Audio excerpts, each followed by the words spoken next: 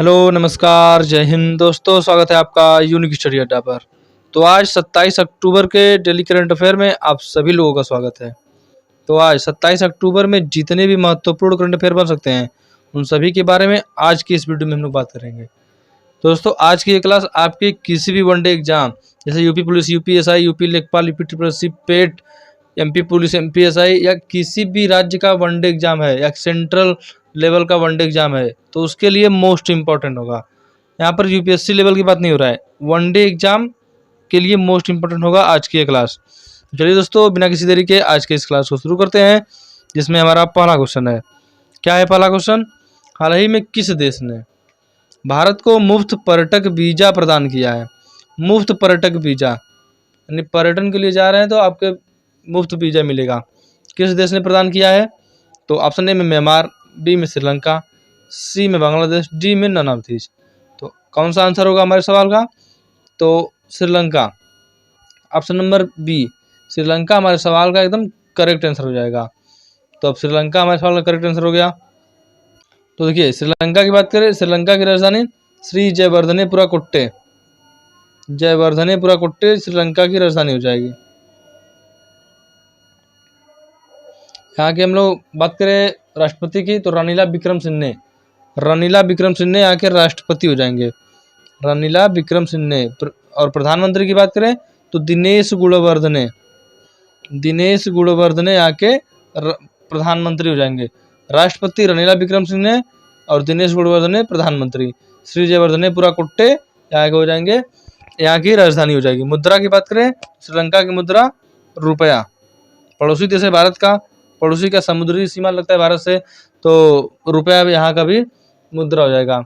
अब श्रीलंका की बात करें तो भारत और श्रीलंका के बीच, भारत और श्रीलंका के बीच स्लीनेक्स युद्ध अभ्यास होता है। कौन सा युद्ध अभ्यास? स्लीनेक्स युद्ध अभ्यास होता है भारत और श्रीलंका के बीच। भारत और श्रीलंका के बीच पाक जलडमरू मध्य है। पाक, पाकिस्तान वाला पाक नहीं, PALK, पाक जलडमरू मध्य भारत और श्रीलंका के बीच है। एडम्स ब्रिज भी भारत और श्रीलंका के बीच है। राम सेतु ब्रिज को एडम्स ब्रिज भी कहा जाता है, यह भारत और श्रीलंका के बीच में है। तो इतनी सब बातें आपको इस क्वेश्चन से याद रखना होगा, ये एक्स्ट्रा पॉइंट है। इसी तरह हम लोग अन्य क्वेश्चन को भी करेंगे। तो यदि वीडियो अच्छा लग रहा है तो वीडियो को लाइक और शेयर जरूर करें। नेक्स्ट क्वेश्चन, अगला क्वेश्चन देखिए क्या है।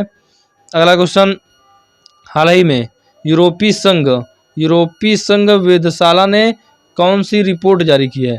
तो देखिए, सबसे पहले यूरोपीय संघ की बात करें यानी यूरोपियन यूनियन, तो यूरोपियन यूनियन जो है इसका हम लोग मुख्यालय की बात करें तो ब्रुसेल्स। अब ब्रुसेल्स कहाँ है? तो ब्रुसेल्स बेल्जियम की राजधानी है, ब्रुसेल्स बेल्जियम की राजधानी है। आपको बता दें कि ब्रुसेल्स को बेल्जियम को यूरोप का कॉकपिट कहा जाता है। बेल्जियम को यूरोप का कॉकपिट यानी कॉकपिट ऑफ यूरोप कहा जाता है बेल्जियम को, आपको पता होना चाहिए। और तुर्की को यूरोप का मरीज भी कहा जाता है, तुर्की को यूरोप का मरीज कहा जाता है। तो देखिए, यूरोपीय संघ मुख्यालय ब्रुसेल्स बेल्जियम में है। यूरोपीय संघ जो है आपको बता दें कि जो आपका G20 है इसमें शामिल है यूरोपीय संघ। G20 में 19 देश हैं, एक यूरोपीय यूनियन है यानी यूरोपीय संघ है, और इस बार अफ्रीकन यूनियन भी इसमें शामिल हो गया है, AU अफ्रीकन यूनियन भी शामिल हो गया है। तो ये सभी यूरोपीय मतलब G20 जो वर्तमान में G21 हो गया है इसमें शामिल है। देखिए, यूरोपीय संघ वेधशाला ने कौन सी रिपोर्ट जारी की है? तो answer of the question option number C, वैश्विक कर चोरी सूचकांक, वैश्विक कर चोरी रिपोर्ट, वैश्विक कर चोरी रिपोर्ट जारी किया है यूरोपीय संघ वेधशाला ने। उम्मीद है दोस्तों आप सभी को वीडियो पसंद आ रहा होगा। नेक्स्ट क्वेश्चन है कि हाल ही में भारत ने कहाँ वनों पर संयुक्त राष्ट्र मंच की बैठक की मेजबानी की है? अब देखिए, संयुक्त राष्ट्र मंच, तो संयुक्त राष्ट्र की बात कर लें, यूनाइटेड नेशन ऑर्गेनाइजेशन यानी UNO, यूनाइटेड नेशन ऑर्गेनाइजेशन की बात करें तो इसका स्थापना जो है 24 अक्टूबर 1945 में हुआ था। मुख्यालय की बात करें तो न्यूयॉर्क में इसका मुख्यालय है। 24 अक्टूबर 1945। शुरुआत में इसमें 30 देश शामिल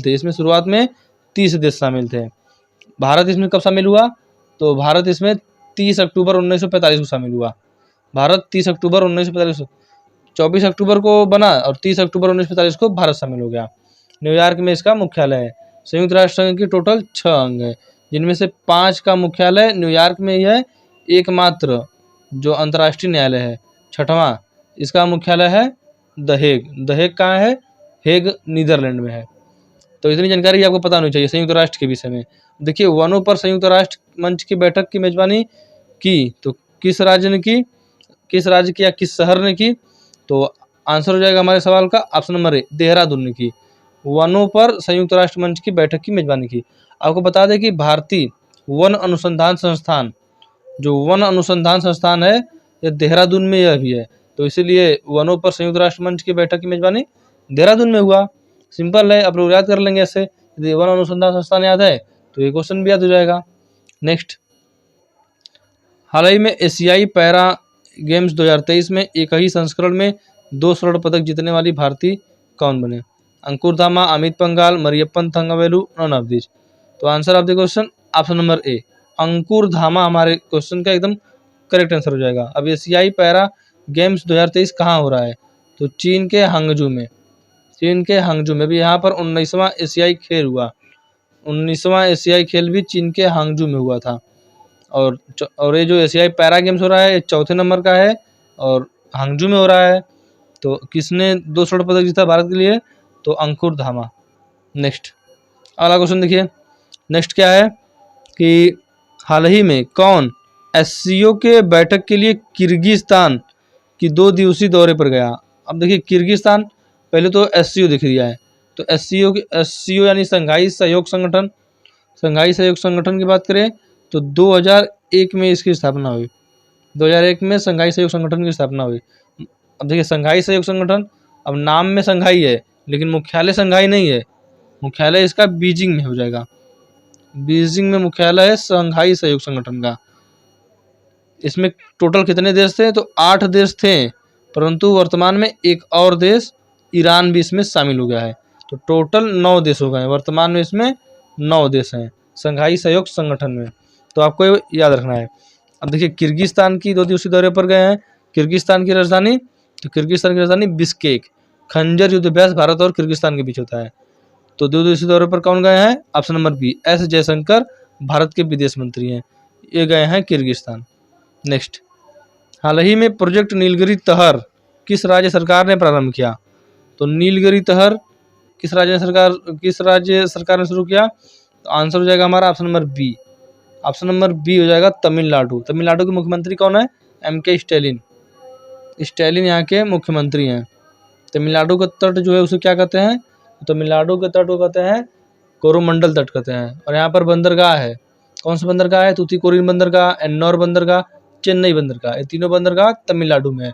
तमिलनाडु में है कलपक्कम, तमिलनाडु में कुडनकुलम और कलपक्कम परमाणु ऊर्जा संयंत्र यहाँ पर है तमिलनाडु में। तो ये सारी बातें आपको याद रखनी है। तमिलनाडु के मदुरै में है, तमिलनाडु के मदुरै में वैगही नदी के किनारे पर है मीनाक्षी मंदिर।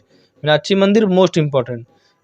और इसके बाद और मंदिर है बृहदेश्वर मंदिर, भगवान शिव को समर्पित है बृहदेश्वर मंदिर। तो इतनी सारी बातें आपको याद रखनी है। नेक्स्ट क्या है कि हाल ही में 7वीं फ्यूचर इन्वेस्टमेंट इनिशिएटिव हुई, कहाँ हुई? तो आंसर हो जाएगा हमारा ऑप्शन नंबर ए, चीन में हुई। चीन हमारे सवाल का एकदम करेक्ट आंसर हो जाएगा। सॉरी, चीन नहीं होगा, सऊदी अरब होगा हमारे सवाल का करेक्ट आंसर।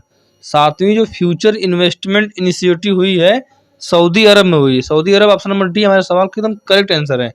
सऊदी अरब की बात करें तो सऊदी अरब एकमात्र ऐसा देश है जहाँ पर एक भी नदी नहीं पाई जाती है।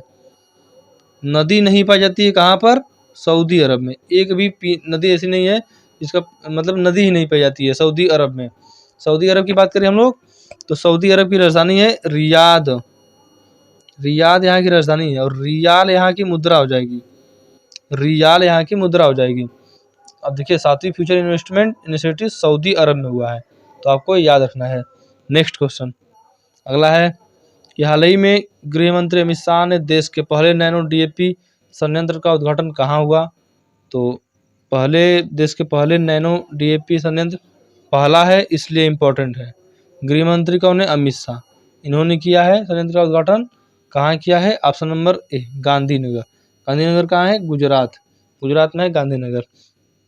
गुजरात के मुख्यमंत्री कौन है भैया? भूपेंद्र भाई पटेल। नेक्स्ट, नेक्स्ट क्वेश्चन है कि हाल ही में देश का पहला national ageing centre Uttar Pradesh में कहाँ खुलेगा।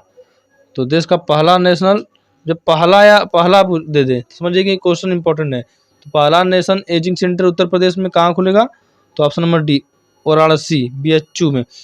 BHU यानी कि BHU का मतलब क्या हो जाएगा, बनारस हिंदू विश्वविद्यालय। बनारस हिंदू विश्वविद्यालय BHU फॉर्म हो जाएगा। देखिए तो आंसर हमारा है वाराणसी, BHU। तो BHU की बात करें, BHU स्थापना बनारस हिंदू यूनिवर्सिटी की स्थापना कब हुई। तो इसकी स्थापना हुआ है 1916 में। 1916 में इसका स्थापना हुआ है बनारस हिंदू यूनिवर्सिटी का। देश का पहला national ageing centre Uttar Pradesh के वाराणसी, BHU में होगा। नेक्स्ट अगला क्वेश्चन देखिए क्या है। हाल ही में कहाँ पर दुनिया का सबसे बड़ा न्यूट्रिनो कण डिटेक्टर ट्राइडेंट का निर्माण किया। तो आंसर हो जाएगा कौन सा देश करेगा। तो इसका आंसर हो जाएगा हमारा ऑप्शन नंबर ए, चीन।